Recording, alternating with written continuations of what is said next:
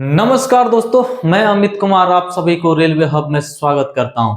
उम्मीद करता हूं दोस्तों आप जहां भी होंगे मस्त होंगे, स्वस्थ होंगे और भारत रत्न बाबा साहेब डॉक्टर भीमराव अंबेडकर की जयंती को सेलिब्रेट कर रहे होंगे।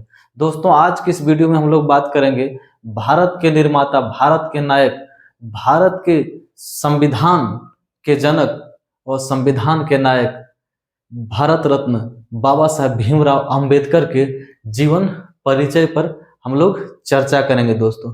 उसके बाद दोस्तों हम लोग दोस्तों बाबा साहेब के पूरे जीवन के प्रमुख घटनाओं के बारे में दोस्तों एक अंबेडकर सीरीज के तौर पर पढ़ेंगे दोस्तों, जिसमें हम लोग कई सारे मुद्दों पर चर्चा करेंगे। दोस्तों आज के इस वीडियो में हम लोग सिर्फ और सिर्फ उनके जीवन परिचय के बारे में बात करेंगे। दोस्तों हम लोग इस वीडियो में यह जानने का प्रयास करेंगे कि उन्होंने कितनी सारी परेशानियां, कितनी सारी कठिनाइयों से झेलकर, जिस समय दलितों को पढ़ने का अधिकार नहीं था दोस्तों, उस समय पढ़कर दुनिया के बेस्ट कॉलेजों में दाखिला लेकर भारत के सबसे पढ़े लिखे व्यक्तियों में नाम सुमरवाए थे। तो उनके बारे में दोस्तों आज हम लोग चर्चा करेंगे। उसके बाद दोस्तों एक एक वीडियो को सीरीज के तरीके से दोस्तों अंबेडकर साहब के बारे में हम लोग दोस्तों चर्चा करेंगे। एक एक टॉपिक्स बाय टॉपिक्स करेंगे दोस्तों कि उनकी जो दोस्तों उस संविधान के बारे में उनकी क्या राय थी दोस्तों, भारत की स्वतंत्रता आंदोलन के बारे में उनकी क्या राय थी दोस्तों, गांधी के बारे में उनका क्या सोच था, नेहरू के बारे में उनका क्या सोच था, भगत सिंह के बारे में, सुभाष चंद्र बोस के बारे में क्या सोच था। इस तरह करके दोस्तों एक एक वीडियो में उनके अलग अलग दृष्टिकोण, अलग अलग बौद्ध धर्म के बारे में उनका क्या सोच था, हिंदू धर्म के बारे में उनकी कौन कौन सी कुरीतियां था जिसके कारण उन्होंने हिंदू धर्म को छोड़ा। इन सारी बातों का चर्चा दोस्तों हम लोग सेपरेट एक वीडियो में चर्चा करेंगे। दोस्तों हम लोग एक अंबेडकर सीरीज के माध्यम से सारे के सारे प्रमुख टॉपिक्स को धीरे धीरे अध्ययन करेंगे। आज की इस वीडियो में हम लोग बात करेंगे दोस्तों बाबा साहेब भीमराव अंबेडकर के जीवन परिचय पर दोस्तों, क्योंकि आज उनका दोस्तों जन्म दिवस है और मेरी ओर से बाबा साहेब भीमराव अंबेडकर को उनके जन्म दिवस पर मेरी ओर से बहुत बहुत बधाई व शुभकामनाएं दोस्तों। चलिए दोस्तों उनके जीवन परिचय के बारे में जानते हैं कि कैसे उन्होंने कठिन परिस्थितियों में अपना जीवन जिया और भारत के निर्माता, भारत के संविधान निर्माता के तौर पर देश में जाने लगा। तो आइए दोस्तों बात करते हैं। तो दोस्तों डॉक्टर भीमराव अंबेडकर दोस्तों, उनका जन्म दोस्तों 14 अप्रैल 1891 को मध्य प्रदेश के माहू नाम के क्षेत्र में हुआ था दोस्तों। तो बाबा साहब अंबेडकर का जन्म कब हुआ था दोस्तों? 14 अप्रैल 1891 को कहाँ हुआ था? मध्य प्रदेश के माहू नामक स्थान में हुआ था, जो सेंट्रल प्रोविंसेस में आता था दोस्तों। नेक्स्ट दोस्तों इनकी मृत्यु के बारे में बात किया जाए दोस्तों, इनका मृत्यु 6 दिसंबर 1956 को हो गया था दिल्ली में दोस्तों। कब हो गया था? दिल्ली में, लगभग 65 वर्ष की अवस्था में दोस्तों। ये अपने समय में दोस्तों काफी कम उम्र तक जिए, क्योंकि जिस समय इनका देहांत हुआ उस समय करीब करीब लोगों का जो औसत आयु है दोस्तों वो करीब करीब 100 ईयर के आसपास मानी जाती है। आराम से लोग जो है 90 वर्ष, 95 वर्ष, 100 वर्ष तक, लंबी लंबी उम्र तक बड़े बड़े नेता अपने जीवन को जिए हैं। लेकिन इन्होंने बहुत कम जीवन जिया। बहुत सारे लोगों का, बहुत सारे इतिहासकारों का मानना कि यदि इन्हें 10 या 15 साल और मिल जाता तो आज देश की जो कायाकल्प है दोस्तों कुछ और रहती। इनके द्वारा और बहुत सारे प्रयोग किए जाते और बहुत सारी चीजें जो है वो उभार के ऊपर लाई जाती।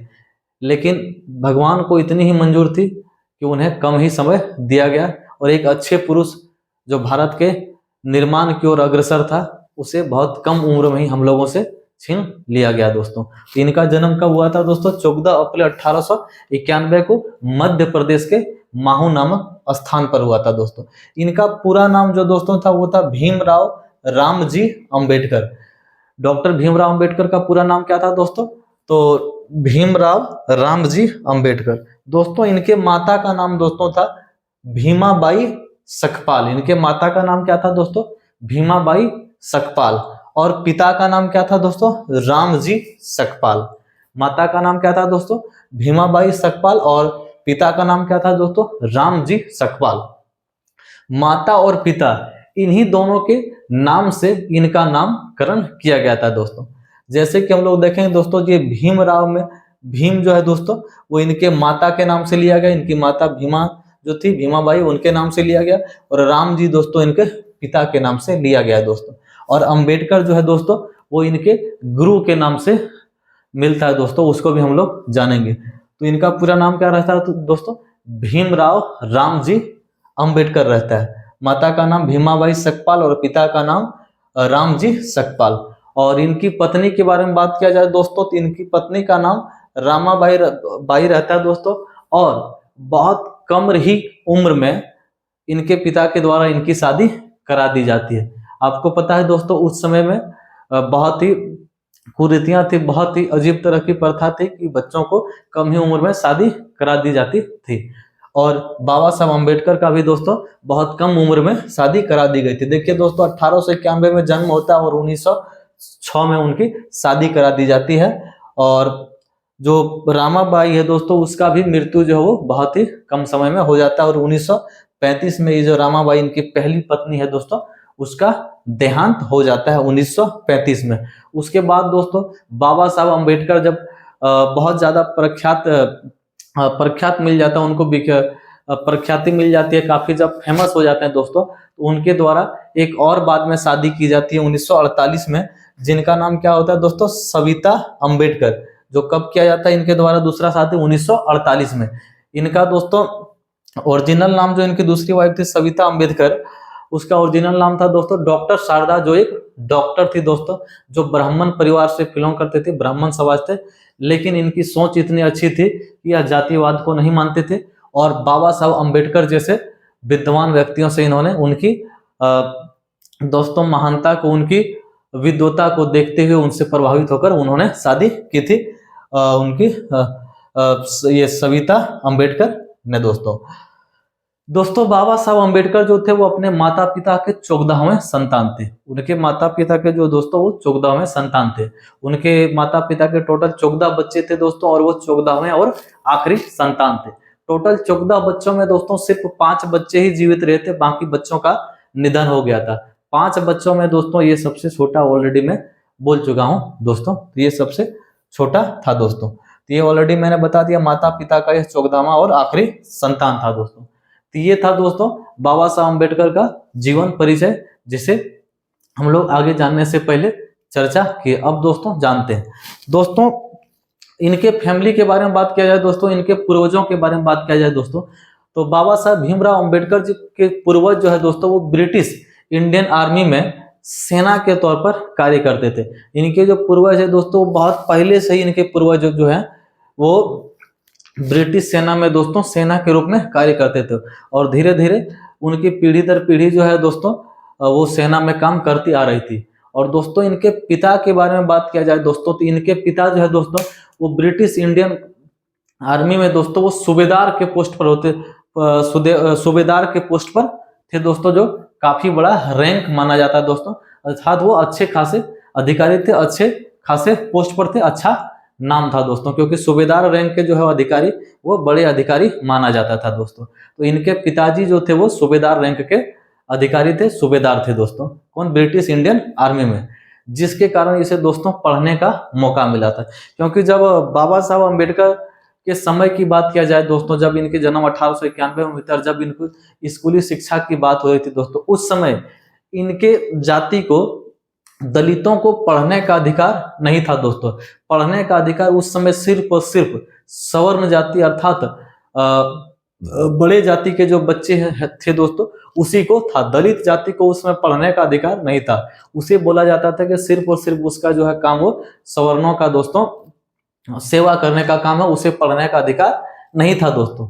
लेकिन बाबा साहब अम्बेडकर की बात किया जाए दोस्तों तो चूंकि इनके पिता जो है दोस्तों वो सूबेदार के रैंक पर थे, सूबेदार थे, काफी बड़े अधिकारी थे ब्रिटिश सेना में, इसी के चलते इन्हें कॉलेज में, स्कूल में दोस्तों दाखिला मिल गया और इसे पढ़ने का मौका मिल गया दोस्तों। इनके 14 भाई बहनों में से जिसमें से तो 9 की ऑलरेडी निधन हो गई थी। बाकी जो 5 बच्चे थे दोस्तों, उसमें से सिर्फ इन्हीं को स्कूल जाने का मौका मिला, इन्हीं को पढ़ने का मौका मिला।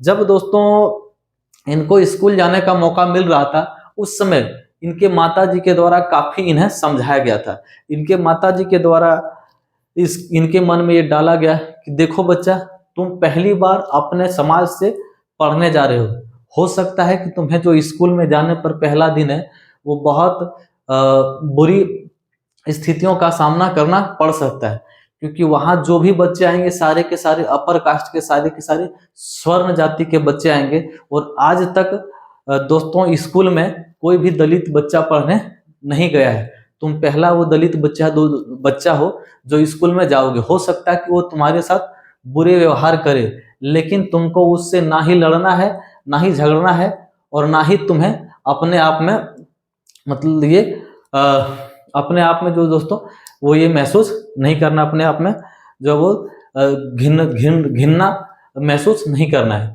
तो इन सारी बातों को दोस्तों उनके माता जी के द्वारा समझा दिया गया कि हो सकता है आपको वहां बुरा फील होगा, लेकिन आपको बुरा फील करने की जरूरत नहीं है। तो अभी थोड़ा समय तक इन सारी चीजों से आपको झेलना होगा, क्योंकि आपको पढ़ने का मौका इसलिए मिला है क्योंकि आपके पिताजी जो हैं वो अच्छे रैंक के अधिकारी हैं, अच्छे रैंक के पोस्ट पर, इसलिए आपको मौका मिला है और इसी का आपको फायदा उठाना है और अपने समाज में जो ये कुरीतियां फैली है उसे आपको दूर करना है। और दूर आप तभी कर पाओगे जब आप इस संघर्ष को झेलने के लिए तैयार होगे, जब इस संघर्ष को आप झेल पाओगे। यदि इस बुरी कुरीतियों से आप डर जाओगे तो फिर आप समाज को नहीं बदल पाओगे और पता नहीं फिर किसी अगले दलित को पढ़ने का मौका मिलेगा या नहीं मिलेगा। तो इतने छोटे से बच्चे को उनके माताजी के द्वारा ये सारी शिक्षाएं दी जा रही है दोस्तों। तो इन सारी शिक्षाओं के साथ दोस्तों जब बाबा साहब का स्कूली शिक्षा प्रारंभ होता है और जब उसे एडमिशन करा दिया जाता है दोस्तों, और जब वो स्कूल में जाता है दोस्तों तो सेम कहानियां होती है जो उनके माताजी के द्वारा कहा जाता है दोस्तों। जब दोस्तों ये पढ़ने जाता है और स्कूल में जाता है दोस्तों, और जब सारे के सारे बच्चों को पता चलता है कि ये जो बच्चा आया है वो दलित वर्ग का बच्चा, ये पिछड़े जाति का बच्चा है, तो किसी भी बच्चे के द्वारा उसे अपने स्थान पर बैठने नहीं दिया जाता है, उसे बाहर निकाल दिया जाता है क्लास से। उसको ये बोला जाता है कि भाई तुम्हें किसने क्लास में भेज दिया, तुम्हें पढ़ने का अधिकार नहीं है, तुम्हारा काम है ही नहीं शिक्षा प्राप्त करना, तुम यहाँ क्यों गए। तो सभी बच्चे के द्वारा उसे क्या है दोस्तों, बाहर क्लास से निकाल दिया जाता है। उसके बाद दोस्तों टीचर जब क्लास में आता है, क्योंकि दोस्तों वहाँ सारे के सारे बच्चे जो दोस्तों वो क्या थे, स्वर्ण जाति के दोस्तों, स्वर्ण जाति के बच्चे थे दोस्तों। तो सभी बच्चे के द्वारा उसे स्कूल से बाहर निकाल दिया जाता है। उसके बाद दोस्तों टीचर आता है और अंबेडकर साहब को ऐसा लगता है, हो सकता है कि टीचर आए तो टीचर को हम बताएं, तो टीचर सारे बच्चे को डांट के और हमें स्थान दे बैठने का। तो दोस्तों टीचर जब आता है तो अंबेडकर जी उनसे कंप्लेन करता है कि सर देखिए ऐसे ऐसे है, जो हमें बच्चे सब जो है वो बैठने नहीं दे रहा है, हमें बोल रहा है कि जो आप तुम छोटे कास्ट के हो तुम्हारा पढ़ने का अधिकार नहीं है। तो टीचर के द्वारा भी उससे फटकार लगाया जाता है और बोला जाता है कि इन्होंने कुछ भी गलत नहीं किया है, इन्होंने सही ही बोला है, तुम्हें पढ़ने का अधिकार है ही नहीं, तुम यहाँ एडमिशन क्यों ले लिए, तुम्हारा काम पढ़ना नहीं है। यदि तुमको पढ़ना है तो स्कूल के कोने में सबसे साइड में जहां खाली है उधर बैठ जाओ और वहां चुपचाप बैठकर सुनो और पढ़ो, इससे आगे तुम्हें कोई मौका नहीं मिलेगा। तो इतनी बुरी स्थिति का उन्हें सामना करना पड़ता है दोस्तों, क्योंकि उस समय जो का माहौल जो था दोस्तों वो इसी तरह का चला आ रहा था। तो वो कोने में बैठकर दोस्तों और अपनी पढ़ाई को स्टार्ट करता है दोस्तों। उसके बाद क्लास में दोस्तों टीचर के द्वारा पढ़ाई जाती है और वो अंबेडकर साहब जो पीछे से सारी बातों को सुनता है, पढ़ता है और धीरे धीरे देखता है। उसके बाद दोस्तों एक कहानियां जो एक और भी काफी फेमस है जो सुनने में आता है दोस्तों, और सुनने में ही नहीं दोस्तों बल्कि अंबेडकर साहब के द्वारा जो उनकी आत्मकथा लिखी गई है, वेटिंग फॉर वीजा पुस्तक जो लिखी गई, उनकी बायोग्राफी जो उनके द्वारा खुद लिखी गई है, उसमें इन सारी चीजों का उन्होंने मेंशन किया है कि स्कूल के समय में क्या उनका अनुभव रहा, कॉलेज के समय में क्या अनुभव रहा, बाकियों के साथ क्या अनुभव रहा, सारे के सारी चीजों का उन्होंने प्रॉपर तरीके से मेंशन किया। और जितनी भी बातें हमने बोली है सारे के सारे उनके वेटिंग फॉर वीजा जो पुस्तक है, उनकी ऑटोबायोग्राफी दोस्तों, उनकी जीवनी जो दोस्तों जो उन्हीं के द्वारा लिखी, उसमें सारे के सारे चीजों का मेंशन है। उनकी ऑटोबायोग्राफी जो दोस्तों वो 7 किताबों का एक संग्रह है दोस्तों, उसमें इन सारी बातों का चर्चा किया गया। उनके द्वारा ये भी लिखा गया दोस्तों कि जब क्लास में कई बार क्वेश्चन पूछा जाता था और बाकी बच्चे आंसर नहीं दे पाते थे, और जब अम्बेडकर साहब उनका आंसर देते थे तो टीचर के द्वारा बोला जाता था कि तुम्हें आंसर देने की जरूरत नहीं है, तुम्हें क्लास में सिर्फ मौका मिल गया तो पीछे बैठो, सुनो और जो बताया जा रहा है उसे लिखो और चुपचाप घर चले जाओ। तुम्हें क्वेश्चन आंसर करने की अधिकार नहीं है, ना ही किसी क्वेश्चन का आंसर देने का अधिकार है। चुपचाप बैठो, देखो और चले जाओ, उतना ही मौका मिल गया है तुमको, वही बहुत बड़ी बात है। तो ना तो उनसे कोई टीचर से वह कोई क्वेश्चन पूछ सकता था, और ना ही कोई क्वेश्चन टीचर यदि पूछता तो उसका आंसर दे सकता था, क्योंकि उसके आंसर को स्वीकार नहीं किया जाता था। और दोस्तों क्लास में एक और भी प्रथा था दोस्तों कि जो क्लास में सबसे ज्यादा मार्क्स लाएगा उसे ब्रेंच में सबसे आगे बैठने का या क्लास में सबसे आगे बैठने का मौका मिलेगा, और जो दोस्तों कम नंबर लाएगा उसे पीछे बिठाया जाएगा। कई बार दोस्तों बाबा साहब के द्वारा बहुत अच्छी मार्क्स लाई गई, टॉप भी किया, लेकिन फिर भी उसे यह अधिकार नहीं दिया गया, यह कहकर कि तुम तो दलित हो, तुम तो पिछड़े वर्ग के हो, तुम्हें पढ़ने का अधिकार नहीं है, तुम सिर्फ और सिर्फ बैठकर सुनो, तुम पर यह नियम लागू नहीं होता है दोस्तों। उसके बाद दोस्तों अपनी वेटिंग फॉर वीजा पुस्तक में उन्होंने ये भी लिखा है कि क्लास में जो है दोस्तों पानी पीने तक का भी अधिकार नहीं था दोस्तों। यदि हमें पानी पीने की जरूरत पड़ती थी तो क्लास का जो प्यून आता था दोस्तों उसके द्वारा ग्लास से पानी दूर लेकर लाया जाता था, और उसके बाद दोस्तों उसके द्वारा पानी जो है वो हमें दिया जाता था, और फिर मैं दूर से पानी दोस्तों पीता था। हम ग्लास को हाथ नहीं लगा सकते थे, घड़े को छू नहीं सकते थे। कई बार दोस्तों उन्होंने ये लिखा कि कई बार प्यून जब छुट्टी में रहता था उस दिन इन्हें पानी तक पीने का भी मौका नहीं मिलता था, सिर्फ और सिर्फ पढ़कर चले आते थे, भूखे प्यासे बिना पानी के प्यासे रह जाते थे। इस तरह के अनुभव को भी उन्होंने अपने इस पुस्तक में साझा किया दोस्तों। 1 मिनट दोस्तों, थोड़ा सा मैं भी पानी पी लेता हूं।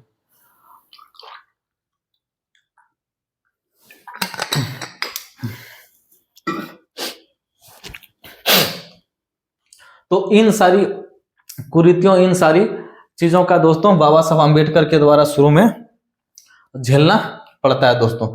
तो हम लोगों ने यहाँ तक पढ़ लिया दोस्तों, माता पिता का 14वां और आखिरी संतान था, ये सारी चीजों को हमने देखा। उसके बाद दोस्तों स्कूली शिक्षा दोस्तों धीरे धीरे उसके द्वारा उनके द्वारा आगे बढ़ाई जाती है, और धीरे धीरे इन सारी चीजों को झेलना उनका एक आदत बन जाता है, और इनसे उनको अब कोई फर्क नहीं पड़ने लगता, क्योंकि उनके माता जी के द्वारा ये कहा जाता है कि इन सारी चीजों का सामना जो हो तुमको करना पड़ेगा, टूटना नहीं है, अपने कौम के लिए, अपने जाति के लिए, अपने समाज के लिए तुमको खुलकर मेहनत करना है, क्योंकि पढ़ने का मौका सिर्फ और सिर्फ तुमको ही मिला है, जितना दम है लगा देना है। उसके बाद दोस्तों जब चौथी की परीक्षा बाबा साहब अम्बेडकर के द्वारा पास की जाती है दोस्तों, तो उनके आसपास के गांव में दोस्तों काफी जश्न मनाया जाता है, क्योंकि पहली बार उनकी जाति में, पूरा देश में बाबा साहब अम्बेडकर एक ऐसा बच्चा था जो पहली बार चौथी के एग्जाम को पास किया था दोस्तों। इसलिए पूरा का पूरा उस क्षेत्र में सेलिब्रेट किया जाता है दोस्तों कि इन्होंने चौथी पास किया। और उस समय दोस्तों अब मानकर चलिए कि वो 1900 ईस्वी के आसपास, 1902 ईस्वी के आसपास की बात होगी दोस्तों। उस समय सच में चौथी पास करना आसान काम नहीं था, वो भी दलित बच्चा, जैसे क्लास जाने का ही अधिकार नहीं था, तो चौथी पास और 5वीं पास की तो सवाल ही नहीं होती है दोस्तों। उसके बाद दोस्तों जब उनके पिताजी जो है दोस्तों 1891, उनके पिताजी जो है दोस्तों उनका जो है वो 1894 में, कब दोस्तों, इनका इन सारी चीजों को देख लिया, इनका पूर्वज ब्रिटिश ईस्ट इंडिया कंपनी में काम करते थे दोस्तों, ऑलरेडी मैंने बता दिया दोस्तों। उसके बाद पिताजी ब्रिटिश इंडिया आर्मी में सूबेदार रैंक के अफसर थे, देख लिया दोस्तों। 1894 में दोस्तों उनके पिताजी जो है दोस्तों रिटायर हो जाते हैं। उनके पिताजी जो है दोस्तों वो क्या हो जाते हैं, रिटायर हो जाते हैं दोस्तों। और एक चीज याद रखना दोस्तों कि जब इन सारी कुरीतियों से बाबा साहब जूझ रहे थे दोस्तों, उसमें कुछ अच्छे व्यक्तियों से भी उनकी मुलाकात होती है दोस्तों। जब वो स्कूली शिक्षा प्राप्त करते हैं दोस्तों, उन्हीं में से एक ब्राह्मण शिक्षक जो काफी अच्छा रहता है दोस्तों स्वभाव का, और उनके द्वारा यह छुआछूत की बात जो है वो ब्राह्मण जो टीचर है वो इस चीज को नहीं मानता दोस्तों, और बाबा साहब अम्बेडकर को दोस्तों वो काफी सपोर्ट करता है दोस्तों। और जब बाबा साहब अम्बेडकर से वो मिलता है दोस्तों, बाबा साहब अम्बेडकर से दोस्तों वो टीचर काफी प्रभावित होता है, और उसे यह लग जाता है कि ये बच्चे को यदि मौका दिया जाए तो ये बच्चा बहुत आगे जाएगा और देश के लिए कुछ अच्छा करेगा। तो उस टीचर का क्या नाम था दोस्तों, तो तो उनका बचपन का गुरु, उसका नाम था कृष्ण केशव अंबेडकर। तो कृष्ण केशव अंबेडकर जो था दोस्तों, वो एक ब्राह्मण टीचर था जो अंबेडकर से काफी प्रभावित था, अंबेडकर को काफी मानता था, वो अपने साथ खिलाता भी था दोस्तों, उसे सम्मान भी देता था दोस्तों, अंबेडकर को बीच बीच में समझाया भी करता था इन सारी बुरी कुरीतियों से ही तो तुमको जूझना है और अपने समाज में अपने जाति के लोगों को दोस्तों न्याय दिलाना, इसलिए तुम्हें जितना दम लगाना है लगा के पढ़ो और इन सारी कुरीतियों को दूर करो दोस्तों। उसके बाद जो ये शिक्षक है दोस्तों कृष्ण केशव अंबेडकर, ये इनके पिताजी से मिलता है और इनके पिताजी को कहता है कि आप एक काम कीजिए, इनका जो नाम है इनके नाम को चेंज कर दीजिए, ताकि लोग जो इनके नाम से सुनकर जो है वो, इनका शुरू में नाम क्या रहता है दोस्तों, भीमराव रामजी सखपाल रहता है। ये जो है बाबा साहब भीमराव अंबेडकर है दोस्तों, वो महार जाति से आते हैं। कौन सा दोस्तों, महार जाति। तो जैसे लोगों को जाति पता चलता है दोस्तों, उससे ही उसी से इनसे घृणा करने लगता है और लोग सोचने लगता है कि ये छोटे जाति क्या है, इसको मौका नहीं देता है। तो इन चीजों को छुपाने के लिए इनके टीचर जो है दोस्तों, इसके द्वारा इनके पिताजी को ये सलाह दिया जाता है कि एक काम कीजिए, इसका नाम ही चेंज कर दीजिए। तो शुरू में दोस्तों इनके पिताजी के द्वारा अंबेडकर, जो डॉक्टर साहब अंबेडकर थे, इनके नाम के पीछे दोस्तों इनके गांव का नाम लगा दिया जाता है, जो काफी टफ हो जाता है।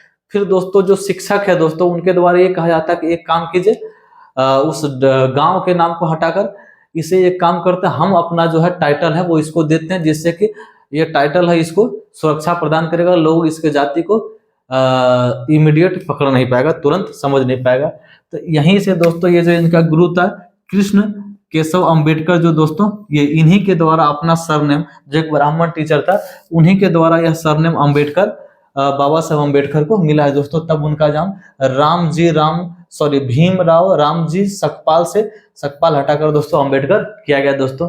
इस टीचर को भी नमन है दोस्तों, जो उस समय इतनी सारी कुरीतियां चल रही थी, वैसे सिचुएशन में बाबा साहब अंबेडकर की इन्होंने सहायता किया, हेल्प किया और मदद किया दोस्तों। इसके लिए इसे भी बाबा साहब के जन्म दिवस पर नमन है दोस्तों, क्योंकि इन्हीं सारी छोटे छोटे मददों के माध्यम से बाबा साहब अंबेडकर अपनी महानता के शिखर को दोस्तों पार कर पाते हैं दोस्तों।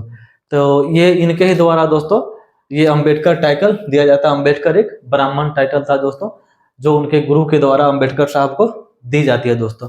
उसके बाद दोस्तों ये पढ़ने के लिए दोस्तों जो है वो बाबा साहब जो है वो बम्बई चला जाता है दोस्तों, और बम्बई में जाकर वो देखिए दोस्तों 1897 में पढ़ाई के लिए बम्बई चले गए और एल्फिंस्टन, कहाँ दोस्तों, एल्फिंस्टन हाई स्कूल में दाखिला लिया। कहाँ जा गया पढ़ने के लिए दोस्तों, 1897 में दोस्तों, जब इनके पिताजी 1894 में रिटायर हो जाते हैं। उसके बाद दोस्तों इनको पढ़ाने के लिए इनका पिताजी जो है वो सतारा में, इन सारी फैमिली बस जाती है और इनको पढ़ाने के लिए दोस्तों कहाँ लेके आ जाता है, तो 1897 में इसे बम्बई का हाई स्कूल में, बम्बई में जो काफी फेमस हाई स्कूल था दोस्तों, एल्फिंस्टन हाई स्कूल जो था दोस्तों, वहां इसे दाखिला दे दिया जाता है और वहां इनको एडमिशन करा दिया जाता है दोस्तों डॉक्टर बाबा साहब अंबेडकर को। उसके बाद दोस्तों ये यहाँ आगे की पढ़ाई स्टार्ट करती है दोस्तों, और यहीं से इनके द्वारा दोस्तों 12th की एग्जाम 12th पास की जाती है दोस्तों।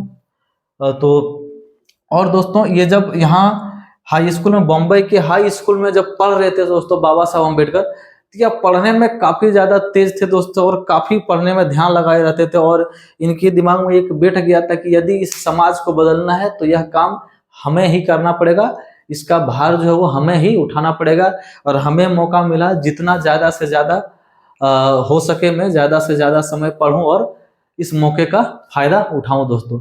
एक बार दोस्तों बाबा साहब अंबेडकर जो पार्क में निकलते हैं, बम्बई में ही जो है बगल में एक पार्क रहता है दोस्तों, पार्क में वो निकलते हैं और पार्क में वो उनके माताजी के द्वारा भी, उनके माताजी को भी दोस्तों सम्मान करना, उनके माताजी के द्वारा इससे पहले जितने भी हमारे क्रांतिकारी नेता और हमारे जो भी पिछड़ों के लिए काम किया हुआ नेता हुआ, जो समाज सुधारक हुए, उन्होंने सभी के बारे में दोस्तों उसे पढ़ने के लिए प्रेरित किया। उनके द्वारा कहा गया, उनके माता के द्वारा बुद्ध की किताबें दी गई थी कि यदि तुमको जीवन में कुछ करना है तो बुद्ध के बारे में पढ़ो, उनकी सोच को जानो।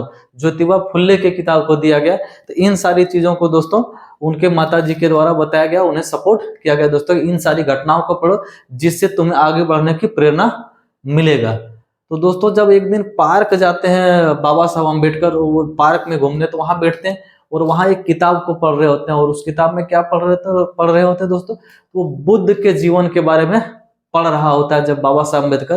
तो पार्क में ही दोस्तों उन्हें एक व्यक्ति से मुलाकात होती है, एक समाज सेवी से मुलाकात होता है, जिसका नाम क्या रहता है दोस्तों, तो आइए देखिए, उसका नाम रहता है, वो एक समाज सेवी है दोस्तों, जिसका नाम है दादा केलुस्कर। क्या नाम है दोस्तों, दादा केलुस्कर। तो दोस्तों पार्क में जो वो दादा केलुस्कर बैठे रहते हैं, जब दादा साहब केलुस्कर बैठे रहते हैं दोस्तों, वो वहां आते हैं घूमने के लिए, समाज सेवी है, वो देखते रहते हैं क्षेत्र में कि कहाँ क्या हो रहा है, इस तरह के वो भी घूमने के लिए आए थे। तो वह पार्क में जब बैठे रहते हैं तो उनके द्वारा देखा जाता है, दादा केलुस्कर के द्वारा, कि सभी के सभी बच्चे खेल रहे हैं, और इस खेल कूद में जब सारे बच्चे मगन है, तो ये कौन सा बच्चा है जो यहाँ किताब बैठ के पढ़ रहा है। तो उस बच्चे को बुलाता है दोस्तों कि बच्चा यहाँ सुनाओ। तो बाबा साहब अम्बेडकर आते हैं सामने, तो बोलते हैं कि बोलिए सर क्या हुआ। बोला भाई क्या पढ़ रहे हो आप, तो बोलते बुद्ध की सर जीवन परिचय पढ़ रहे। बोला इतना छोटे से जीवन में तुम बुद्ध की किताबें पढ़ रहे हो, क्या नाम है दोस्तों, तो वो नाम बताता है ऐसे ऐसे।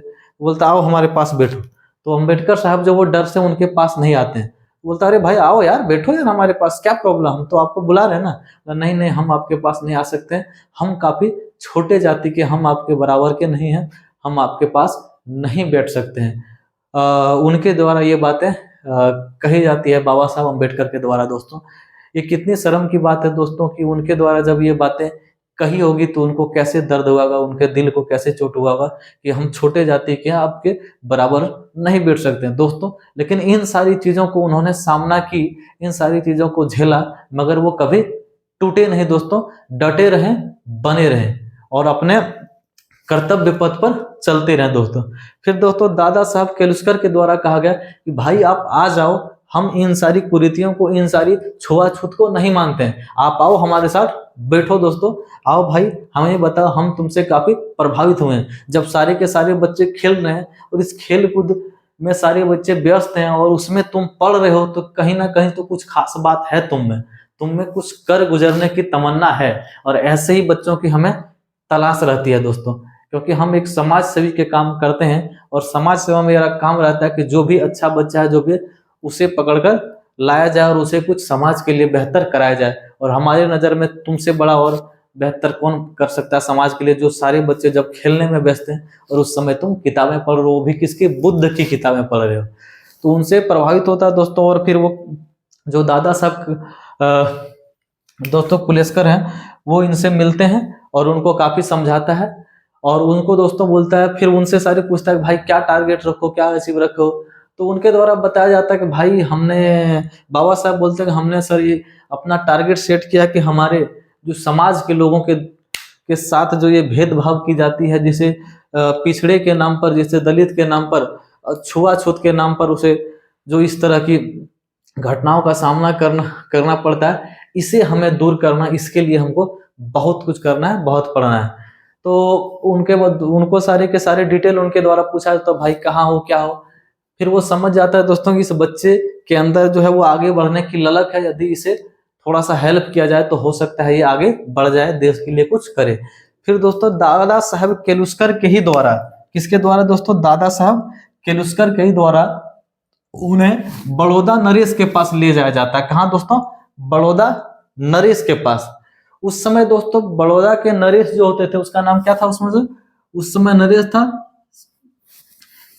सियाजी राव तृत गायकवाड़। क्या था दोस्तों नरेश का नाम, सियाजी राव तृत गायकवाड़, ये नरेश थे।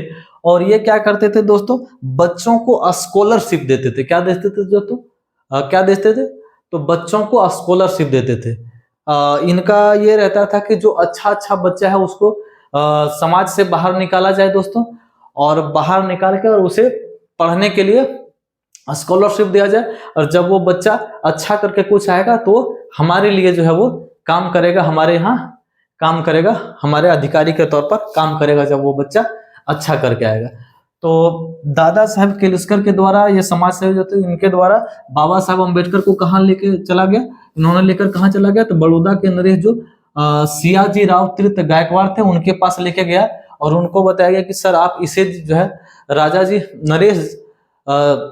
नरेश महाराजा जो भी होगा दोस्तों, उनके द्वारा कहा गया कि राजा साहब इनको यदि मौका दिया जाए तो ये बच्चा बहुत ही बेहतर करेगा जीवन में, और ये हमारे राज्य के लिए भी दोस्तों सर काफी उपयोगफुल होगा। तो इन्हें एक बार मौका दिया दोस्तों, और इनके द्वारा 4 साल की स्कॉलरशिप दी जाती थी कि 4 साल तक दोस्तों आप पढ़ाई कर सकते हैं। उसके बाद जब आप पढ़ाई पूरा कर लेंगे तो आपको दोस्तों आपको एक सिविल सर्वेंट के तौर पर, पीसीएस अधिकारी का, राज्य प्रशासनिक अधिकारी के तौर पर दोस्तों आपको उसके राज्य में सेवा देनी पड़ेगी। उसके मतलब दोस्तों आपको वेतन वगैरह जो भी सुविधाएं दी जाएगी, लेकिन आपको उसके लिए आकर काम करना पड़ेगा दोस्तों।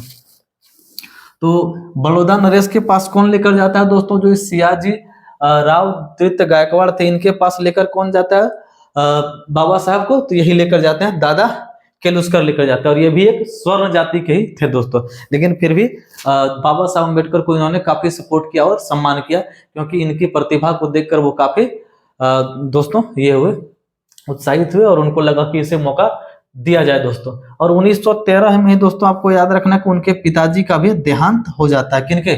बाबा साहब अम्बेडकर के। 1913 में ही इनको स्कॉलरशिप भी मिलता है दोस्तों। उसके बाद जैसे ही दोस्तों इनको स्कॉलरशिप मिलता है दोस्तों, तो ये दोस्तों पढ़ने के लिए जो है वो कोलंबिया यूनिवर्सिटी चले जाते हैं दोस्तों। कहाँ चले जाते हैं दोस्तों?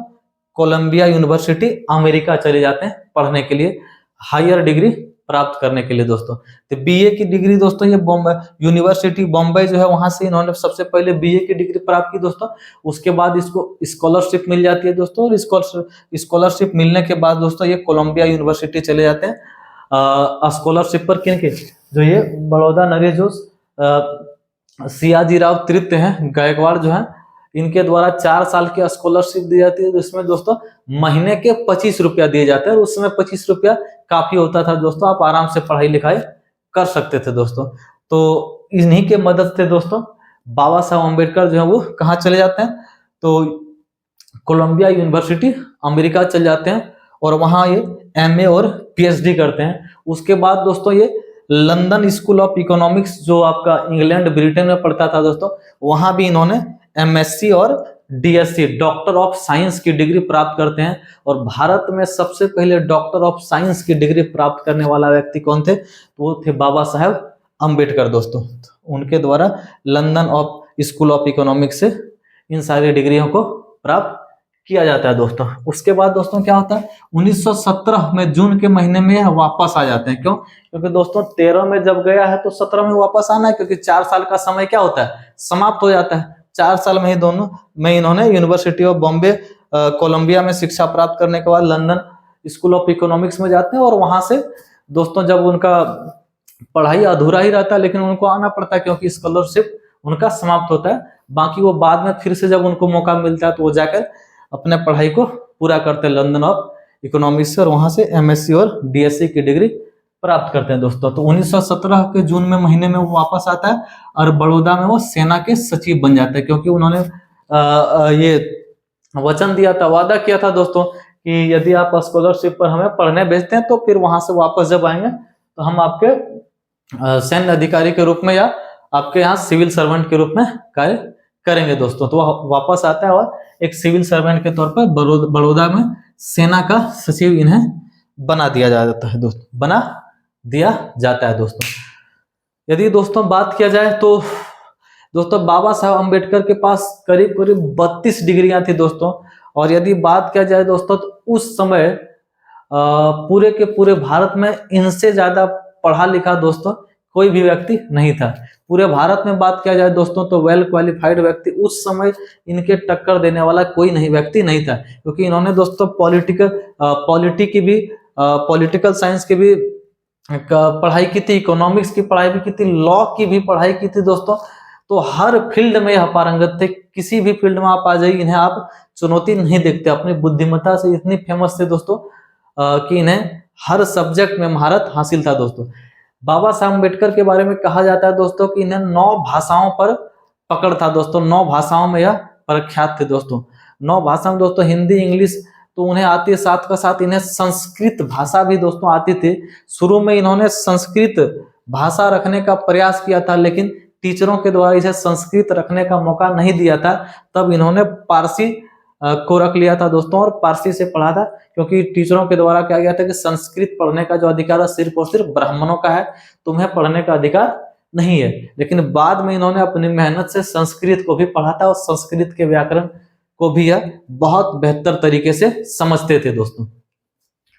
तो 1917 में जून के महीने में दोस्तों ये वापस आते हैं बड़ौदा में। तो जब वापस आते हैं दोस्तों तो इनको ये लगता है दोस्तों कि इतना पढ़ा लिखा व्यक्ति, अब समझ यहाँ तो दोस्तों शुरू में जब वो 1913 में गए थे ये छुआछूत वाली चीजों से ये रूबरू थे। उसके बाद जब ये 13 में चले जाते हैं फिर 17 में आते हैं दोस्तों, तो ये 4 साल का जो है पीरियड दोस्तों, इस 4 साल के पीरियड में इसके द्वारा ये छुआछूत वाली चीजों का जो सामना करता था इसे ये लगभग भूल चुके थे। क्योंकि दोस्तों जहां ये रहे ब्रिटेन हो या अमेरिका, वहां इस छुआछूत वाली चीज नहीं थी। वहां एक चीज थी श्वेत और काले जो दोस्तों उसके बीच संघर्ष चलता था, लेकिन बाबा साहब अम्बेडकर जो थे दोस्तों वो काले थे नहीं, लगभग सांवले के थे, कलर के थे, तो इन्हें उन चीजों का सामना नहीं करना पड़ता था। तो इसलिए दोस्तों ये 4 साल में वो छुआछूत वाली चीजों को जो इतने दिन तक झेला था उसे यह भूल चुका था। और इनके दिमाग में ये भी लगा था कि अब दोस्तों वो दुनिया के सबसे सर्वश्रेष्ठ यूनिवर्सिटी में पढ़ा है और वहां टॉप किया है, तो अब उनका एक देश में जो अलग रिस्पेक्ट होगा, इस तरह का इनके मन में थोड़ा सा ख्याल आया था। लग रहा था कि अब हम जाएंगे तो उस तरह की चीजों को झेलना नहीं पड़ेगा, क्योंकि उस समय जो है हम छोटे बच्चे थे, उस तरह की चीजों का सामना कर रहे थे और उस समय हम उतना वेल क्वालिफाइड नहीं थे। लेकिन इन्हें क्या पता था कि हम कितना ही पढ़ लें, कुछ भी कर लें, लेकिन अभी भी वो जो स्वर्ण जाति के लोग वो आज भी उनके साथ वही व्यवहार करेंगे।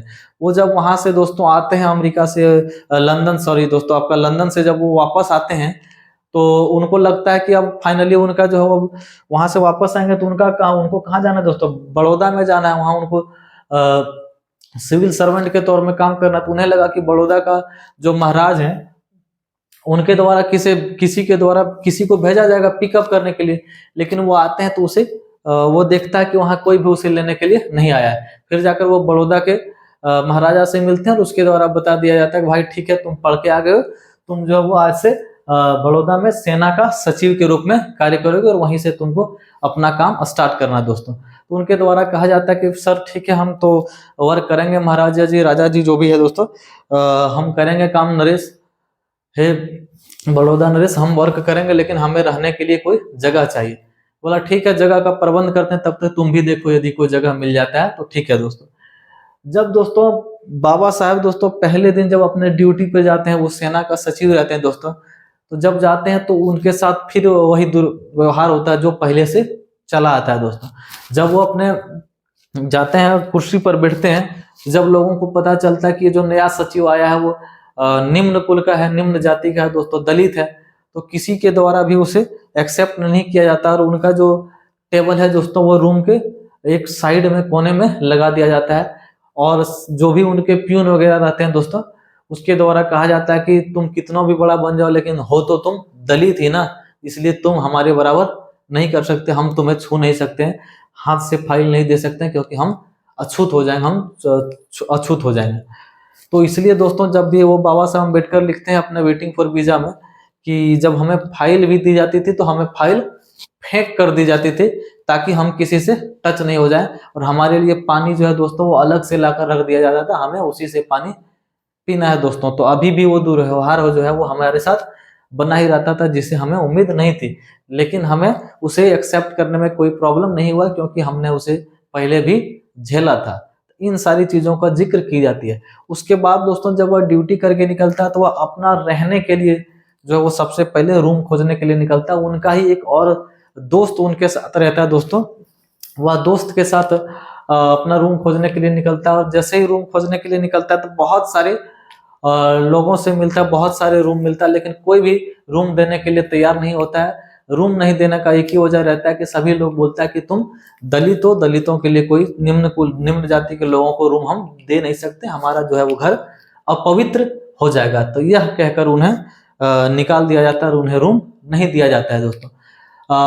जब उन्हें रूम नहीं मिलता है दोस्तों तो उनके द्वारा एक पारसी धर्म के एक धर्मशाला रहता है दोस्तों, वहां उनके द्वारा ठहरा जाता है दोस्तों। वो सोचता है कि चलो भाई एक वहां ठहर लें तो कुछ व्यवस्था हो जाए दोस्तों।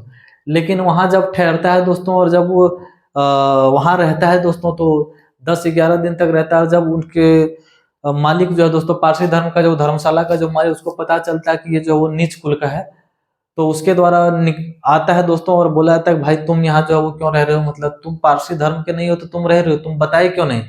तो बाबा साहब अम्बेडकर ने उन्हें जवाब दिया कि आपने पूछा ही नहीं सर, तो इसलिए हमने बताने की जरूरत नहीं समझी, हमने सोचा कि कोई प्रॉब्लम नहीं है। तो बोला नहीं आप नहीं रह सकते हो। तो उनके द्वारा यह तर्क दिया गया बाबा साहब अम्बेडकर के द्वारा कि पारसी धर्म में तो कोई जो है जाति व्यवस्था नहीं है, तो फिर आप हमें क्यों रोक रहे हैं, मतलब क्या प्रॉब्लम है, हमें तो रहने देना चाहिए। तो दोस्तों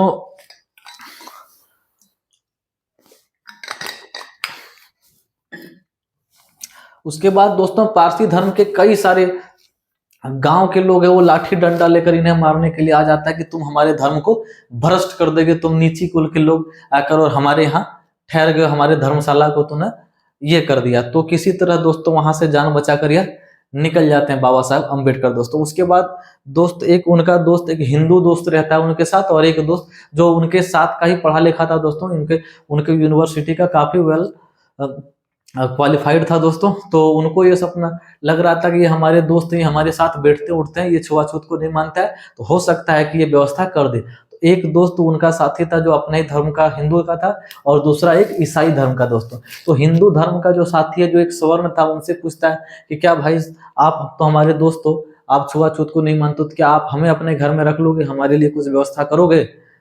तो बोलता है भाई हमें तो कोई प्रॉब्लम नहीं, हम तो देखो तुम्हारे साथ रहते हैं, तुम्हारे साथ खाते पीते हैं उठते बैठते हैं, लेकिन हमारे घर वाले जो लोग हैं, या हम घर वाले को ही मना लें तो हमारे घर में जो लोग काम करने आते हैं वो लोग काम करना छोड़ देंगे, हमारे घर कोई काम करने नहीं आएंगे, ये कहकर कि तुम अपने घर में नीच कुल के नीच जाति के लोगों को रखते हो। तो बोला ठीक है भाई कोई दिक्कत नहीं, मैं समझ गया कोई दिक्कत नहीं। तो वो अपने दोस्त जो वो ईसाई दोस्त जो रहता है वो उससे बात करता है, वो बोलता है कि भाई एक काम करो, आप हमें रख लो, मतलब आपको तो कोई प्रॉब्लम नहीं होना चाहिए, आप तो ईसाई हो ना, तो आपको कोई प्रॉब्लम नहीं है, आपके यहाँ तो जो वो जाति व्यवस्था नहीं है। तो वो भी बोलता है कि भाई नहीं हम भी नहीं रख सकते हैं, क्योंकि हम लोग भले ही ईसाई हैं लेकिन कुछ ही दिन पहले मतलब हम लोग ईसाई में कन्वर्ट हुए, इससे पहले हम लोग हिंदी थे, इसलिए हमारी वाइफ नहीं मानेगी और वो नीच कुल के नीचे तबके के लोगों को एक्सेप्ट नहीं करा, इसलिए हम भी जो है वो आपको शरण नहीं दे सकते। इससे बाबा साहब अम्बेडकर को ये समझ में आ जाता है कि जो हिंदू धर्म के लिए अछूत है वो पारसी धर्म के लिए भी अछूत है, और जो पारसी धर्म के लिए अछूत है वो ईसाइयों के लिए भी अछूत है। तो उनके द्वारा ये लग गया कि ना तो हमें पारसी धर्म में शरण मिल सकती है, ना ही हमें ईसाई धर्म में शरण मिल सकती है। उसके बाद दोस्तों वो प्रयास करता है मुस्लिमों के यहाँ भी रहने का, तो उनके द्वारा भी उसे ठुकरा दिया जाता है दोस्तों, और कहा जाता है दोस्तों कि वहां भी उन्हें शरण नहीं मिलता, और उनके द्वारा भी यही कहा जाता है कि तुम नीच कुल के हो, तुम्हें यहाँ हम अपने यहाँ शरण नहीं दे सकते। फिर वो वहां तर्क देते हैं कि मुस्लिमों में तो सब अल्लाह के बंदे होते हैं, वहां तो कोई ऊंच नहीं नीच नहीं होता है, तो फिर आप यहाँ क्यों नहीं रख सकते। मतलब वो सब कुछ भी नहीं चलता, आप नीच कुल के हैं इसका मतलब सभी के लिए नीच कुल के हैं, आप हमारे यहाँ भी आप रूम नहीं ले सकते। तो इन सारी चीजों का उन्हें सामना करना पड़ा दोस्तों, और उन्हें फाइनली रूम नहीं मिलता दोस्तों। उसके बाद दोस्तों आगे क्या होता है दोस्तों, तो देखिए दोस्तों 1917 में उसके बाद दोस्तों वो ज्यादा दिन तक वहां टिक नहीं पाता है, उनको समझ में आ जाता है कि यहाँ रहना बहुत मुश्किल है इन सारी माहौलों में, और यहाँ रहने से हमें काम भी नहीं चलने वाला, आगे हमें कुछ करना होगा, आगे बढ़ना होगा। फिर वो दोस्तों 1918 में वो चले जाते हैं बम्बई, और बम्बई के कॉलेज जिनका नाम था सीडनहैम कॉलेज, सीडनहैम कॉलेज में चले जाते हैं दोस्तों, और ये पॉलिटिकल इकोनॉमिक्स का प्रोफेसर बन जाते हैं। वहां काम को छोड़ते हैं, वहां त्याग पत्र देते हैं, वहां उनको अच्छा नहीं लगता क्योंकि वो महाराज से भी कंप्लेन करते हैं, नरेश से भी, लेकिन वो बोलता है कि भाई इसका समाधान हमारे पास नहीं है, आपको ही कुछ करना पड़ेगा। तो इन सारी चीजों से वह के दबाव में उन सारी चीजों से छुटकारा पाने के लिए वहां से निकल पाते हैं और एक बड़े शहर मुंबई की ओर बढ़ पड़ते हैं दोस्तों, और वहां सीडनहैम कॉलेज में बम्बई में पॉलिटिकल साइंस इकोनॉमिक्स के प्रोफेसर बन जाते हैं दोस्तों। जब यह पढ़ाने के लिए जाता है दोस्तों तो वहां सभी बच्चों के द्वारा इसे इनको बहिष्कार कर दिया जाता है। सभी बच्चों के द्वारा एक साथ कहा, जब ये परिचय देता है तो सभी बच्चों के द्वारा ये कहा जाता है कि आप हमें शिक्षा नहीं दे सकते, हम लोग स्वर्ण को, सारे के सारे बच्चे स्वर्ण जाति को, हमें स्वर्ण जाति को जो है वो एक नीच कुल का एक दलित बच्चा जो हमें दलित टीचर हमें शिक्षा देगा, हम शिक्षा लेने के लिए, हम आपसे पढ़ने के लिए तैयार नहीं। सभी की सभी बच्चे के द्वारा उसे बहिष्कार दिया जाता है, और सभी बच्चे एक साथ कंप्लेन करने के लिए जो है प्रिंसिपल के पास चला जाता है। पर फिर जो है दोस्तों प्रिंसिपल जो है दोस्तों वो सारे के सारे बच्चों को समझाता है कि बहुत मुश्किल से दोस्तों मैंने इस टीचर को ढूंढा है, ये काफी वेल दोस्तों ये क्वालिफाइड है, काफी तेज तराज है, ये आप लोगों के भविष्य के लिए, आप लोगों के फ्यूचर के लिए बहुत ही कारगर साबित होगा। आप 2-4-10 दिन पढ़कर देख लीजिए, यदि आपको समझ में नहीं आएगा तो इसे हटा देंगे। आप एक काम कीजिए, इससे पढ़े से छुआ तो आपको इनसे मत भिड़िए, लेकिन आप सुन तो सकते हैं ना, आप पढ़िए इनसे, मतलब इनसे बात मत कीजिए, लेकिन ये बहुत ही बेहतरीन क्वालिटी के टीचर हैं, आप इनसे पढ़िए, आपको बहुत कुछ सीखने का मौका मिलेगा। उसके बाद दोस्तों अम्बेडकर साहब धीरे धीरे वहाँ पढ़ाने लगते हैं। 2-4-10 दिन जब बीत जाता है दोस्तों, तो सभी बच्चों के द्वारा उन्हें स्वीकार कर लिया जाता है एज ए प्रोफेसर दोस्तों, और सभी बच्चे उनसे काफी खुश भी होते हैं, गदगद होते हैं, और उन लोगों को इस बात का एहसास होता है कि यदि हम लोगों ने अम्बेडकर साहब को निकाल दिया होता तो शायद इनसे बेहतर टीचर हमें नहीं मिल पाता। लेकिन दोस्तों बाबा साहब अम्बेडकर अपने किताब में जिक्र करते हैं कि जिन बच्चों से हमें प्रॉब्लम था उन बच्चों के द्वारा तो हमें स्वीकार कर लिया गया, लेकिन उस क्लास में जो वेल क्वालिफाइड प्रोफेसर थे उनके द्वारा हमें एक्सेप्ट अर्थात स्वीकार नहीं किया गया। वहां की बाकी प्रोफेसर जो थे उनके साथ हम बैठ नहीं सकते थे, उनके साथ बैठ उठ के बात नहीं कर सकते थे, क्योंकि उनके द्वारा कहा जाता था कि तुम नीच कुल के हो, तुम दलित कुल के हो, तुम हम लोगों के साथ नहीं बैठ सकते, बराबरी नहीं कर सकते थे। और बाकी टीचरों के लिए जो पानी पीने का सारा व्यवस्था अलग था, इनके लिए जो प्रोफेसर जो ये थे इनके लिए अलग व्यवस्था की गई थी। तो वहां भी इन सारी चीजों को उनसे झेलना पड़ा, इनसे इन्हें काफी दुखी मिला, और उन्हें लग गया कि ये सब करने से हमें काम नहीं चलेगा, हमें समाज के उत्थान के लिए कुछ काम करना होगा, और वहां से भी ये दोस्तों निकल पड़ते हैं दोस्तों। उसके बाद दोस्तों ये 1920 में कोल्हापुर रियासत के महाराज जो है साहू जी महाराज, उनसे मिलते हैं दोस्तों और अपनी व्यथा को सुनाते हैं दोस्तों। साहू जी महाराज जो है दोस्तों वो सामाजिक उत्थान के लिए, दलितों के उत्थान के लिए काफी काम करते थे दोस्तों। साहू जी महाराज जो वो दलितों की स्थिति को समझते थे दोस्तों, और वो दलितों के काफी दोस्तों ये खैरख्वाह थे दोस्तों, वो दलितों से वो काफी ये रहते सहानुभूति रखते थे दोस्तों, उन्हें देखकर उनकी स्थिति को दया आता था दोस्तों। साहू जी महाराज जब मिलते हैं दोस्तों बाबा साहब अम्बेडकर, तो साहू जी महाराज कहते हैं कि वाह, जिसकी हमें जरूरत थी वो हमें मिल गई, हमें एक जो है वो दलितों का एक नेता चाहिए था, वो हमें मिल गया। आओ तुम भाई हमारे साथ काम करो, तुम कुछ लिखो, तुम्हारा सोच इतना, तुम पढ़ा लिखा व्यक्ति, तुम कुछ लिखो, तुम्हारा जो लिखा हुआ है उसे हम प्रकाशित करवाएंगे दोस्तों। उसके बाद जब दोस्तों ये वो साहू जी महाराज के पास जब जाते हैं बाबा साहब अम्बेडकर दोस्तों, तो उनके द्वारा बोला जाता है कि काम काज चलाने के लिए एक काम करो, तुम जो है वो कुछ लिखो, तुम्हारे वो लिखी हुई चीजों को हम प्रकाशित करेंगे, जिससे तुम्हारे सोच के बारे में भी भारत के लोगों को पता लगेगा, और धीरे धीरे लोग तुमसे जुड़ेंगे, और तुम्हारा क्या सोच है उसको भी लोग जानेंगे। तो उन्हें लिखने का भी मौका दिया, और उन्होंने एक साप्ताहिक पत्रिका लिखा जिसका नाम क्या था, मूक नायक। क्या था दोस्तों, मूक नायक। तो मूक नायक साप्ताहिक पत्रिका जो है वो बाबा साहब अम्बेडकर के द्वारा लिखा जाने लगा, जो एक साप्ताहिक पत्रिका था, हर सप्ताह में जारी किया जाता था, जिससे लोगों के द्वारा थोड़े बहुत कम ही लोगों द्वारा पढ़ा जाता था, लेकिन जितने भी लोगों द्वारा पढ़ा जाता था कम से कम उतने लोगों को बाबा साहब अम्बेडकर के सोच के बारे में पता चलता था कि बाबा साहब अम्बेडकर जो वो क्या करना चाहते दोस्तों, क्या उनका इच्छा है दोस्तों। उसके बाद दोस्तों ये साहू जी महाराज के ही द्वारा बाबा साहब को एक बार आमंत्रित किया जाता है, और उनके द्वारा कहा जाता है कि आपके गांव के, आपके समाज के जितने भी लोग हैं, आप एक दिन एक काम के सबको आमंत्रित करिए, मैं एक जो है वो एक भोज देना चाहता हूं, जिसमें सभी लोगों को सम्मान पूर्वक एक साथ बिठाकर खिलाना चाहता हूं। आप सभी सम्मानित अपने जितने भी मतलब दोस्त भाई साथी जो भी आपके समाज के, सबको लेकर आइए, मैं एक आपके इस सफलता की खुशी में एक भोज देना चाहता हूँ।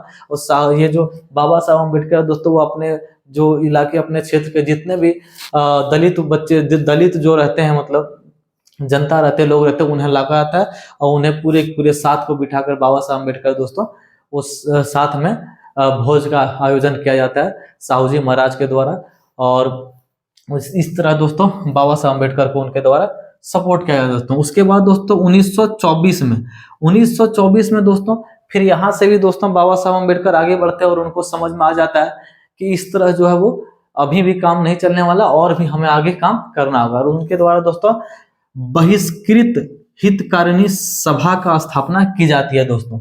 बहिष्कृत हितकारिणी सभा का स्थापना की जाती है और इनका लक्ष्य रखा जाता है दोस्तों कि नए नए स्कूल का निर्माण करें, नए नए कॉलेज का निर्माण करें, नए नए लाइब्रेरी का निर्माण करें, जिससे हमारे अति पिछड़ा दलित बच्चे जो हैं, जो भी है आदिवासी बच्चे हैं और जो भी हैं, उन्हें पढ़ने का मौका मिले और वो आकर फ्री में यहाँ शिक्षा जो है वो फ्री लाइब्रेरी की सुविधा उठा पाए और उन्हें भी पढ़ने का मौका मिले। उन्होंने उनके द्वारा बहिष्कृत हितकारिणी सभा का भी गठन किया जाता है दोस्तों। उसके बाद दोस्तों 1927 में इनके द्वारा दोस्तों महाड़ सत्याग्रह किया जाता है दोस्तों, जो पानी पीने के लिए एक सत्याग्रह था दोस्तों। एक महाराष्ट्र में दोस्तों एक तालाब था दोस्तों, उस समय जो है वो ब्रिटिश सरकार के द्वारा एक कानून बना दिया गया था कि अब जो है वो कोई भी समाज का व्यक्ति उस तालाब में पानी पी सकता है दोस्तों। तो ये कानून है दोस्तों वो सरकार के द्वारा तो जारी कर दी गई थी, लेकिन स्वर्ण लोग जो थे वो इसके खिलाफ थे कि वहां जाकर दलित लोग भी उस तालाब में पानी पिए। तो इस चीज के बारे में जब ये बाबा साहब अम्बेडकर को पता चलता है तो वह एक सत्याग्रह करने के लिए ठानता है दोस्तों, और पूरे के पूरे गांव, पूरे के पूरे क्षेत्र में जितने भी दलित लोग हैं सबको लेकर एक साथ आते हैं और बोलते हैं कि चलिए देखते हैं कौन सा सबब है जो हमें रोक लेता है, हम लोग एक साथ जाकर सब कोई पानी पियेंगे, आज देख लेते हैं किसमें कितना दम है, वो हमें रोक पाते हैं या हम लोग आज उस चीज को, कानून को तोड़ेंगे। जब सरकार के द्वारा कानून निकल दिया गया तो वो रोकने वाला हमें कौन है, आज हम अपने अधिकार को लेकर रहेंगे। और फिर गांव के आसपास के जितने भी महार लोग हैं, जितने भी महार जाति के लोग हैं, सबको वो लेकर इकट्ठा आते हैं और उसके बाद दोस्तों उस तालाब में पानी पीते हैं दोस्तों। और पानी पीने के बाद फिर वो इस सत्याग्रह को स्टार्ट करते हैं दोस्तों। उसके बाद अगले दिन की खबर, जब बाबा साहब अम्बेडकर चले जाते हैं दोस्तों, तो कुछ स्वर्ण के लोग आते हैं और जो आसपास के ग्रामीण लोग जो उस दिन तालाब में आकर पानी पीते हैं, उसके साथ काफी मारपीट की जाती है दोस्तों, और लोगों को परेशान किया जाता है कि तुम उनके साथ मिलकर जो हो कैसे आ गए थे, आज तुम्हें कौन बचाएगा। इस तरह के भी घटना उन्होंने अपनी किताब में जिक्र किया है दोस्तों। आगे दोस्तों बात किया जाए दोस्तों तो 14 अक्टूबर 1956 में दोस्तों इन्होंने बौद्ध धर्म को अपना लिया था दोस्तों। इन्होंने संविधान सभा में मसौदा समिति की अध्यक्षता की थी दोस्तों, आपको पता है दोस्तों, और देश का पहला कानून एवं न्याय मंत्री बना था। तो दोस्तों आगे बात किया जाए दोस्तों तो इन सारी चीजों से जब वो परेशान थे दोस्तों, तो महात्मा गांधी, इनके द्वारा ये कहा गया था 1935 में इनके द्वारा यह घोषणा कर दिया गया था कि उस धर्म में रहने से क्या फायदा जहां अपने ही धर्म के लोग अपनों को कष्ट देता, अपने ही लोगों को स्वीकार न करता। हिंदू धर्म में हम लोग हिंदू कहलाने, हम लोग हिंदू रहकर भी क्या करते जब हिंदू ही लोग हमें स्वीकार नहीं कर रहे हैं। उनका ये तर्क था, इसलिए उनके द्वारा एक 1935 में ही कथन कहा गया था कि भले हम हिंदू में पैदा हुए हैं, ये हमारे बस की बात नहीं थी, लेकिन हम हिंदू रहते मरेंगे नहीं, क्योंकि ये हमारे बस में है। हिंदू में हम पैदा हुए थे, ये तो हमारे बस में नहीं था, क्योंकि वो तो ऊपर वाला का देन था कि वो हम पैदा हो गए हैं, लेकिन हम हिंदू धर्म में मरेंगे या नहीं मरेंगे ये हमारे हाथ में है। इसलिए हम इस बात का गारंटी दिलाते हैं कि हम हिंदू धर्म में रहते हुए नहीं मरेंगे। तो इस चीज का 1935 में उनके द्वारा ऐलान जो है वो दोस्तों कर दी जाती है।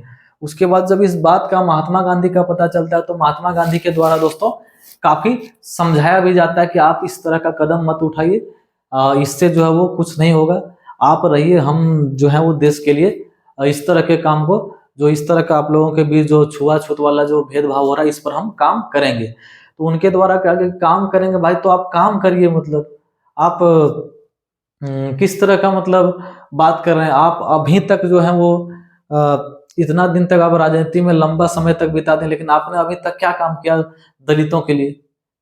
आपके यहाँ जितने भी लोग काम करते बताइए जो एक भी जो दलित हो जो काम करता हो? आपने अपने ऑफिस में एक भी दलित को रखा? नहीं रखा।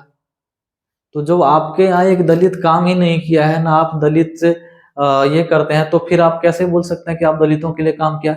लेकिन फिर भी महात्मा गांधी के द्वारा आश्वासन दिया जाता है कि आप समय दीजिए हमें, हम जो इस पर काम करेंगे, सभी लोगों को समझाएंगे, हृदय परिवर्तन सबका करवाएंगे और सभी लोग इसको एक्सेप्ट करेगा। ये चीज का जो आश्वासन महात्मा गांधी के द्वारा उन्हें दी जाती है बाबा साहब अम्बेडकर को। फिर बाबा साहब अम्बेडकर के द्वारा कहा जाता है ठीक है, हम कुछ समय तक देख लेते हैं, यदि आपने काम किया तो ठीक, नहीं तो हम तो अपना मन बना लिए हैं कि हम जो है वो अपना धर्म परिवर्तन करेंगे। तो ये चीज उनके द्वारा बोला जाता है दोस्तों। उसके बाद आगे बात किया जाए दोस्तों, तो जब इनके द्वारा 1935 में ऐलान कर दी जाती है कि हम जो ये हिंदू धर्म को छोड़ेंगे, हिंदू धर्म को हम नहीं, हिंदू धर्म में रहकर मरेंगे तो नहीं, तो फिर उनके अंदर ये सवाल आ गया था दोस्तों कि किस धर्म को स्वीकार करना है। तो शुरू में तो दोस्तों वो सिख धर्म की ओर ज्यादा झुकाव थे, लेकिन उन्होंने जब उस धर्म को पढ़ा तो देखा कि उसमें भी जाति व्यवस्था का है दोस्तों, वहां भी जाति व्यवस्थाएं चलती है। फिर दोस्तों उन्होंने पारसी, इस्लाम जो भी धर्म है दोस्तों, ईसाई, सभी धर्मों को बारी बारी से पढ़ा, हर धर्म के ग्रंथ को पढ़ा, और उन्होंने फाइनली समझा कि सारे के सारे धर्म जो वो किसी ना किसी तरह से कुछ ना कुछ उसमें कमियां है दोस्तों। फाइनली जो उन्होंने डिसाइड किया दोस्तों, वो ये तय किया कि हमें जो है वो बौद्ध धर्म में ही हमें फाइनली हमारे जो जिस हिसाब से मतलब हमारी सोच है उस हिसाब से बौद्ध धर्म ही हमारे लिए सबसे परफेक्ट है। क्योंकि दोस्तों उनके द्वारा तर्क किया जाता है कि बाकी जितने भी धर्म है सब में कोई ना कोई जो है वो इस बात को कहता है कि आप हमारे रास्ते चलिए, हम जो है वो आपको मोक्ष को प्राप्ति कराएंगे या हम ये करेंगे। जैसे उनके द्वारा एग्जाम्पल दिया गया कि हिंदू धर्म में जो वो जितने भी हैं सारे के सारे उनके अवतार हैं, सबके द्वारा क्या गया कि हम ही भगवान है, खुद को भगवान घोषित कर दिया है। उसके बाद दोस्तों ईसाई धर्म के द्वारा कहा गया कि उनके जो जीसस हैं उनके द्वारा तो ये कहा गया कि हम जो है वो भगवान जो है वो देवता के पुत्र हैं, और यदि आपको उनके शरण में जाना है, उनसे यदि ये करना है तो आपको हमें हमें मानना पड़ेगा हमें। उसी तरह उन्होंने बताया कि पैगंबर मोहम्मद साहब को बारे में उन्होंने जब इस्लाम धर्म को पढ़ा तो उसमें भी उन्होंने देखा, उसमें ये भी कहता है कि जो भी व्यक्ति मतलब वो इस्लाम धर्म को कबूल करेगा उसे पैगंबर मोहम्मद साहब को मानना होगा, और उन्हें ये करना होगा कि इस धरती पर जो है वो अल्लाह का आखिरी संदेश वाहक जो पैगंबर मोहम्मद साहब ही थे, इसलिए उन्हें मानना होगा। तो इस तरह के तर्क जो उनके द्वारा हर जगह जो है दोस्तों वो दिया गया था दोस्तों। लेकिन उन्होंने जब बौद्ध धर्म को पढ़ा तो उसमें ये कहा गया दोस्तों कि हमें बौद्ध धर्म इसलिए हम स्वीकार करें क्योंकि बौद्ध धर्म में जो है दोस्तों वो बुद्ध एक ऐसा व्यक्ति है जो अपने आप को ना तो भगवान घोषित किया, ना ही किसी का अवतार घोषित किया, ना ही उनके द्वारा ये किया गया कि हम जो है वो आपको फाइनली मोक्ष को प्राप्त करवा देंगे, ये करवा देंगे। उन्होंने कहा कि हम सिर्फ रास्ता बता सकते हैं, चलना तो सिर्फ आपको ही है दोस्तों। तो इन सारी चीजों का वो जिक्र करता है। फाइनली जो है दोस्तों वो 14 अक्टूबर 1956 को वो बौद्ध धर्म में स्वीकार कर करीब करीब 3,65,000 दलितों के साथ वो बौद्ध धर्म में दोस्तों क्या करते हैं, वो कन्वर्ट हो जाते हैं, बौद्ध धर्म को स्वीकार कर लेते हैं दोस्तों। तो ये थी दोस्तों बाबा साहब अम्बेडकर के बारे में कुछ जीवनी जो मैंने इस क्लास में चर्चा किया दोस्तों। उसके बाद दोस्तों हम लोग ये अम्बेडकर सीरीज के माध्यम से नेक्स्ट फिर दोस्तों मैं वीडियो लेके आऊंगा जिसमें बाकी चीजें जो बच गई हैं उस पर मैं डिस्कस करूंगा दोस्तों। जैसे अम्बेडकर का गांधी जी के बारे में सोच, पंडित जवाहरलाल नेहरू के बारे में सोच, सुभाष चंद्र बोस के बारे में सोच, स्वतंत्रता के बारे में उसकी क्या सोच थी, इस तरह के जितनी उन्होंने बौद्ध धर्म को क्यों चुना, इस तरह का और डिटेल चर्चा दोस्तों वो अलग अलग वीडियो के माध्यम से हम लोग करेंगे। यदि आपको यह वीडियो अच्छा लगा है दोस्तों तो वीडियो को लाइक करें, चैनल को सब्सक्राइब करें और अपने बाकी दोस्तों को भी शेयर करें जिससे कि वो भी इन सारी बातों को जाने दोस्तों। और हमारे चैनल को सब्सक्राइब करें दोस्तों जिससे कि बाबा साहब अम्बेडकर के अम्बेडकर सीरीज में जो अगला वीडियो आने वाला दोस्तों जिसमें हम लोग बाकी चीजों का चर्चा करेंगे वो आपको मिल सके। मिलते हैं दोस्तों अगले वीडियो में, तब तक के लिए बहुत बहुत धन्यवाद। जय हिंद, वंदे मातरम, थैंक यू। और बाबा साहब अम्बेडकर जयंती की अवसर पर आप सभी को बहुत बहुत बधाई। Thank you.